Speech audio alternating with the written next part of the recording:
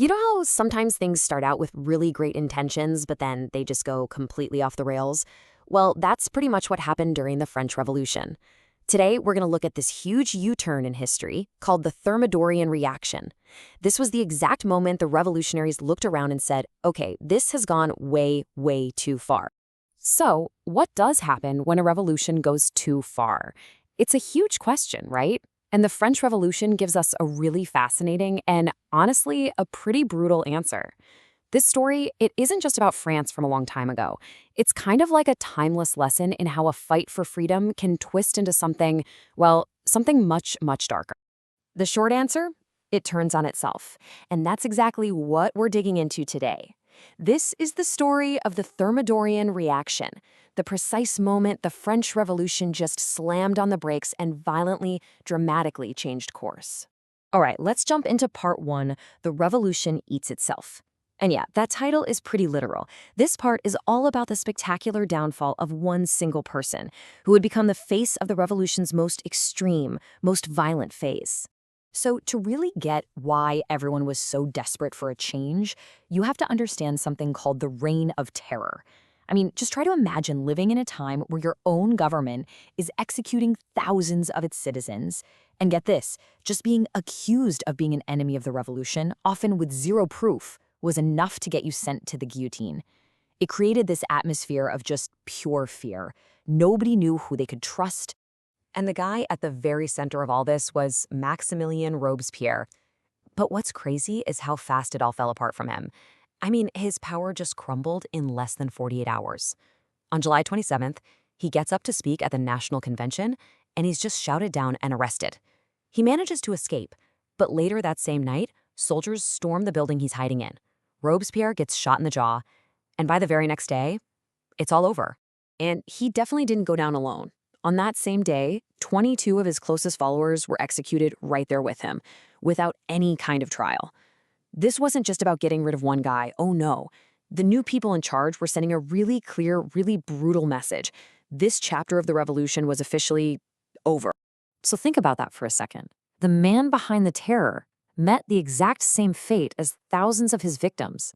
It's a pretty stunning and deeply ironic end to his story. Okay, so Robespierre's gone, now what? That brings us to part two, undoing the terror. The new group in charge, they became known as the Thermidorians, and they moved super fast to just take apart the entire system Robespierre had built. And the changes they made were immediate and, honestly, pretty drastic. Let's look at the before and after.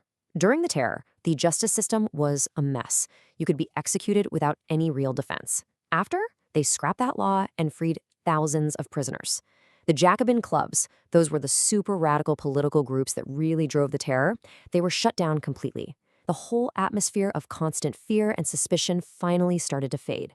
And that super powerful Committee of Public Safety, its powers were cut way, way back. It really was a total system overhaul. But, ending a reign of terror is never a simple fix. And that leads us right into part three, freedom's messy aftermath.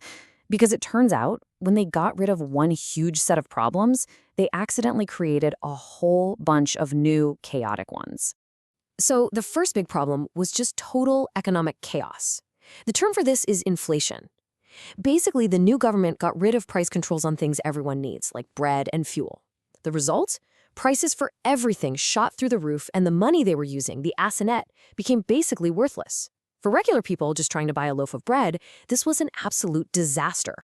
And this economic mess created this huge divide, almost like two different cities existing in the same place. On one side, you had the poor, who were facing actual starvation during a freezing cold winter. And on the other side, you had this new rich elite called the Gilded Youth or Muscadins. They were throwing these huge, fancy parties, wearing over-the-top clothes, and even forming gangs to beat up former revolutionaries in the streets. I mean, the contrast was just staggering. And yeah, the violence wasn't over, not by a long shot. A new, kind of unofficial way of revenge violence started up, which we now call the White Terror. This was basically when people who had been targeted during the Reign of Terror started hunting down and killing the people who had targeted them, the former Jacobins and radicals. It just goes to show, even with the government's terror over, the cycle of revenge and violence in France was still spinning. So, okay, let's recap. You've got economic collapse, a society split in two, and revenge killings happening in the streets. The Thermidorians knew they had to do something drastic to create a stable government. And that brings us to part 4, building a new republic. Their goal was really simple. Create a stable republic where no single person could ever become a dictator again. They were completely obsessed with preventing another Robespierre. Their solution was a new constitution, called the Constitution of the Year 3 from 1795. It had 3 main parts. Step 1, they created a 2-house legislature. The idea was to make sure new laws were debated slowly and carefully, not just rushed through. Step 2, they limited who could vote. From now on, only men who owned property could vote, which kept political power firmly in the hands of the middle class. And finally, Step 3, they established a 5-man executive body called the Directory. They split the power 5 ways, thinking there's no way 5 different people could agree enough to become a single dictator. But did it actually work? Was this super complicated new system the answer to all of France's problems? Well, that brings us to our final section, part 5, the door opens for Napoleon. The thing is, despite all these careful plans, the new government was just weak. It was really unpopular. It was constantly being attacked from all sides. And what happens when a government is weak? It has to rely on the military to stay in power. And that's exactly what happened. You see, the Directory was facing non-stop challenges. On one hand, you had uprisings from the poor demanding bread. On the other, you had revolts from royalists, people who wanted to bring back the king. And in October of 1795, a royalist mob was marching on the government in Paris. They were desperate, so they called on a young, very ambitious general to defend them. And that general's name? Napoleon Bonaparte. So here's the bottom line. The Thermidorian reaction did what it set out to do in one respect. It ended the terror. But in the long run, it really failed to create a stable France. Instead, it just created a huge power vacuum right in the center of the country.